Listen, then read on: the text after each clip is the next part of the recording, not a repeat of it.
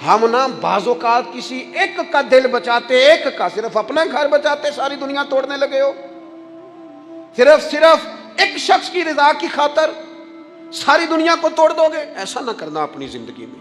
ہر تعلق کا ہم نے خیال رکھا کوئی روٹھ نہ جائے، لیکن کمال ہے نا یہ نہیں سوچا کہ اگر رب روٹھ گیا تو جب وہ روٹھ جائے نا تو سارے رشتے بھی بندے کے پاس موجود ہوں تو کوئی کارآمد نہیں ہوتا.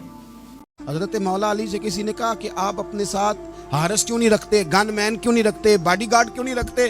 تو حضرت علی فرمانے لگے موت سب سے بڑی محافظ ہے، وقت سے پہلے آتی ہی نہیں. میرے نبی پاک علیہ الصلوۃ والسلام نے فرمایا اگر میرا کوئی امتی دنیا سے چلا جائے اور ترکہ چھوڑ کے جائے، جائیداد چھوڑ کے جائے، مال و اسباب چھوڑ کے جائے تو وہ اس کی اولاد میں بانٹ دینا، لیکن اگر اس کے ذمے قرضہ ہو تو میرے پاس آ جانا، میں اس کا قرض ادا کر دوں گا.